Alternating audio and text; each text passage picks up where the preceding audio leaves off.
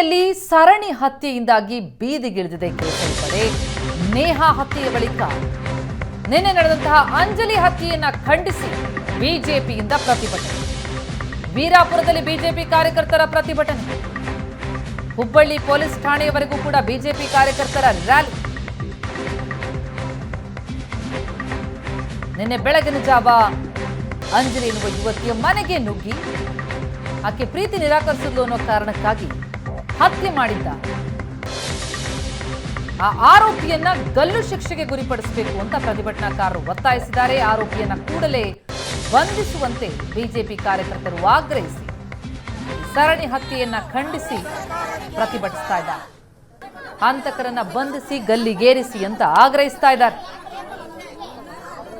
College ಕ್ಯಾಂಪಸ್ನಲ್ಲಿ ನೇಹಾಳ ಹತ್ಯೆಯಾಗಿತ್ತು. ಆ ನೆನಪು ಮಾಸೋ ಮುನ್ನವೇ ಮತ್ತೊಂದು ಹತ್ಯೆಯಾಗಿದೆ.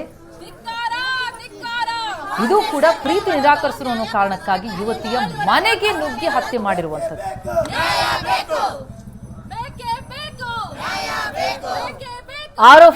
ಆರೋಪಿ ಗಿರೀಶ್ ಇನ್ನೂ ಕೂಡ ಪತ್ತೆಯಾಗಿಲ್ಲ.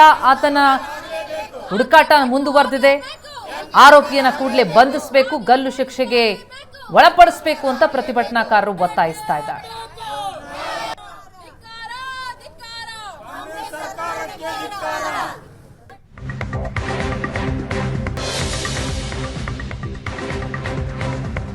ಹುಬ್ಬಳ್ಳಿಯ ಮೃತ ಅಂಜಲಿ ನಿವಾಸಕ್ಕೆ ಸ್ವಾಮೀಜಿಗಳು ಭೇಟಿ ಕೊಟ್ಟಿದ್ದಾರೆ. ಕುಟುಂಬಸ್ಥರಿಗೆ ಸಾಂತ್ವನ ಹೇಳಿದ್ದಾರೆ ಸ್ವಾಮೀಜಿಗಳು.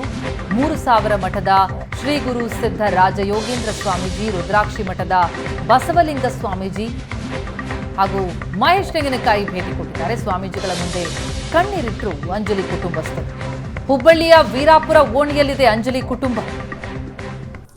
ಕುಟುಂಬಸ್ಥರೆಲ್ಲ ಮನೆಯಲ್ಲಿದ್ದಂಥ ಸಂದರ್ಭದಲ್ಲೇ ಬೆಳಗಿನ ಜಾವ ಮನೆಯೊಳಕ್ಕೆ ನುಗ್ಗಿ ಆರೋಪಿ ಗಿರೀಶ್ ಅಂಜಲಿಯ ಹತ್ಯೆ ಮಾಡಿದ್ದು ದೃಶ್ಯಗಳಲ್ಲಿ ನೋಡ್ತಾ ಇದ್ದೀವಿ. ಕುಟುಂಬಸ್ಥರನ್ನ ಸಂತೈಸೋದಕ್ಕೆ, ಅವರಿಗೆ ಸಾಂತ್ವನದ ಮಾತುಗಳನ್ನ ಹೇಳೋದಕ್ಕೆ ಸ್ವಾಮೀಜಿಗಳು ಬಂದಿದ್ದಾರೆ. ಸ್ವಾಮೀಜಿಗಳ ಮುಂದೆ ಕಣ್ಣೀರಿಟ್ಟಿದ್ದಾರೆ ಕುಟುಂಬಸ್ಥರು.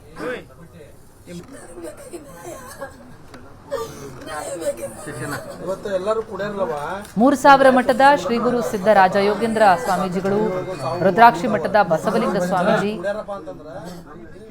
ಹಾಗೂ ಬಿಜೆಪಿ ಮುಖಂಡ ಮಹೇಶ್ ತೆಂಗಿನಕಾಯಿ ಭೇಟಿ ಕೊಟ್ಟಿದ್ದಾರೆ.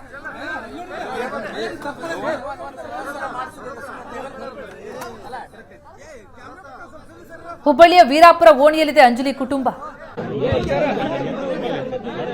ಬಡ ಕುಟುಂಬ. ಆಕೆಗೆ ಪೀಡಿಸ್ತಾ ಇದ್ದ ಈ ಆರೋಪಿ ಗಿರೀಶ್, ಹತ್ಯೆಯಾದ ಅಂಜಲಿ ಗಿರೀಶ್ನನ್ನ ಪ್ರೀತಿಸೋದಕ್ಕೆ ನಿರಾಕರಿಸಿದ್ದಕ್ಕೆ ನಿನ್ನನ್ನ ನೇಹಾಳ್ ರೀತಿ ಕೊಲ್ತೀನಿ ಅನ್ನುವಂತ ಬೆದರಿಕೆಯೊಡ್ಡಿದ್ದ ಈ ಆರೋಪಿ ಗಿರೀಶ್.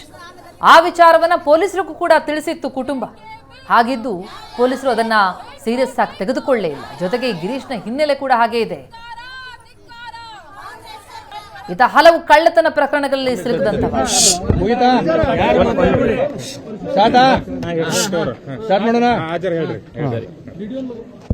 21 ವರ್ಷದ ಯುವತಿ ಅಂಜಲಿ ಅಂಬಿಗೇರವರದು ಅಮಾನುಷವಾಗಿ ಮತ್ತೆ ಹುಬ್ಬಳ್ಳಿನಲ್ಲಿ ಕೊಲೆಯಾಗಿದೆ.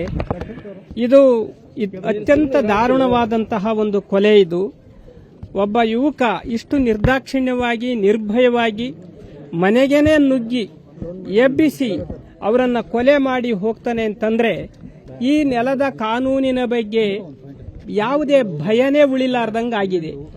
ಈ ನೆಲದ ಕಾನೂನು ಇನ್ನೂ ಗೌರವವನ್ನು ಉಳಿಸ್ಕೋಬೇಕಾಗಿದ್ರೆ ಸರ್ಕಾರ ಈ ದಿಶೆಯಲ್ಲಿ ತುಂಬಾ ನಿರ್ದಾಕ್ಷಿಣ್ಯವಾದಂಥ ಕ್ರಮವನ್ನು ತೆಗೆದುಕೊಂಡು ಈ ನೆಲದ ಜನರಿಗೆ, ಈ ನಾಡಿನ ಜನರಿಗೆ ಸುರಕ್ಷತೆ ಇದೆ ಅನ್ನೋದನ್ನ ಸರ್ಕಾರ ತೋರಿಸಿಕೊಡ್ಬೇಕಾಗಿದೆ.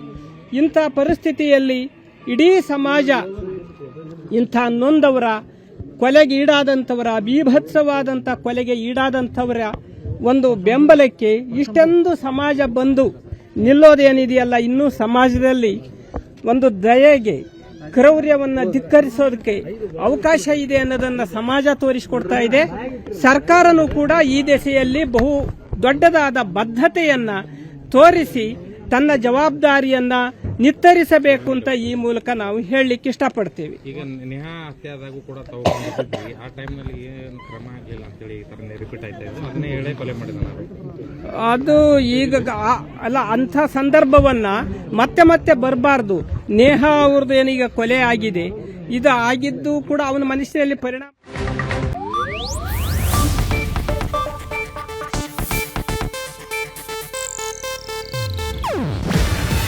ಇದು ಏಷ್ಯಾನೆಟ್ ನ್ಯೂಸ್ ನೆಟ್ವರ್ಕ್ ಪ್ರಸ್ತುತಿ. ನೀವು ನೋಡ್ತಿದ್ದೀರಾ ಏಷ್ಯಾನೆಟ್ ಸುವರ್ಣ ನ್ಯೂಸ್.